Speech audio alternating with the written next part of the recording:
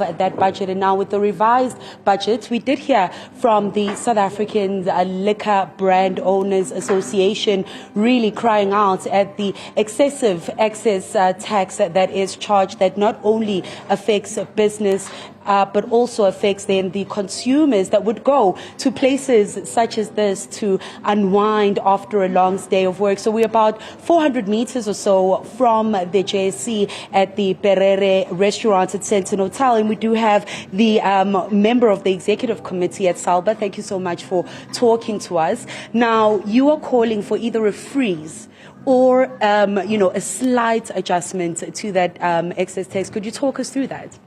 Yes, we are hoping that at least Treasury can stick to at least inflation-only increase or less than that, freeze as you call it. And the reason for that is that Treasury itself acknowledged in its policy document released in November last year that excise tax on spirit is excessively high. So you look at just a basic vodka or gin, it sells about, the consumer will see it at 170 rands, 180 rands. People should know that about 88 rands of that goes directly to government as excise tax only. And that's before you add the 15% VAT, or if it increases it to be 17%.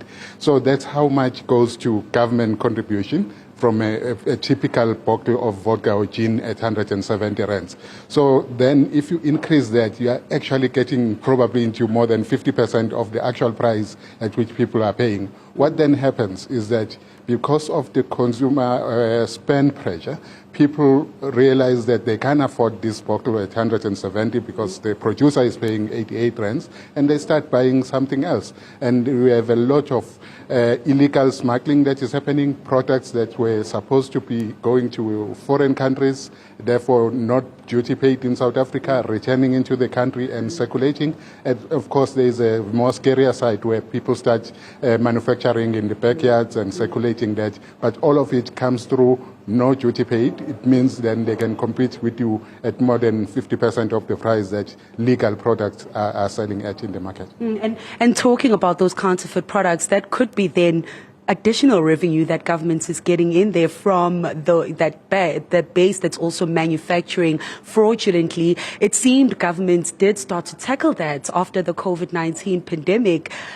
Are the conversations not ongoing with the industry when it comes to the scourge of counterfeit products and how it affects? Because it's really a cycle then. Consumers are affected and the business affected, and then jobs at the end of it become affected. Yes, I think all legitimate institutions in South Africa loses out of the illegal trade. We lose money, we lose volumes to these smugglers and illegal producers, but significantly government.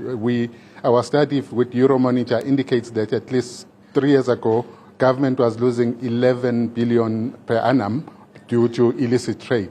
Now, you look at it relative to spirit. Spirit on its own is about 12 billion tax that we are contributing to government revenue. So we believe that if we can invest more in increasing the capacity of SARS to be able to deal with tax evasion, smuggling, and various other things that are leading to these losses for government, we can recover quite significant amount of money. I mean, 11 billion is, of course, lower than the 60 billion that is needed to close the gap. But it makes a difference. It is significant, yes. And just forecast for the future. Of course, we are going to hear from Finance Minister in a few hours, less than 2 hours, really, when he delivers then the budget at 2 o'clock. What are you expecting to hear out of him? You did touch on hoping for a lesser increase if we do see an increase, but what is it that the association will be looking out for?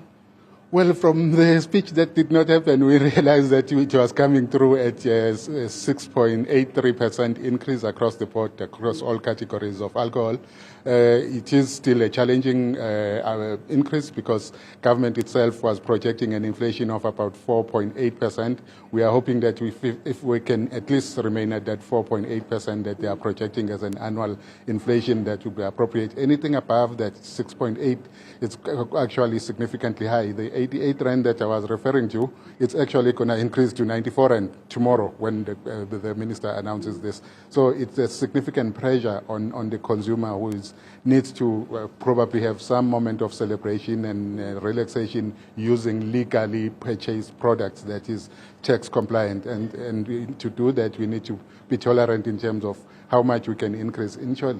last year the increase was 6.7%, but the actual revenue delivered to government was about 3%. It means that the more you increase taxes, the lower the volume you're going to get, and it's a loss-loss situation. Yeah, well, thank you so much for those insights. And Katlego, as you can hear there from the South African Liquor Brand Owners Association, saying that some of these taxes really becoming regressive and not bringing in that revenue that government is looking for, instead chasing away consumers that are already under pressure.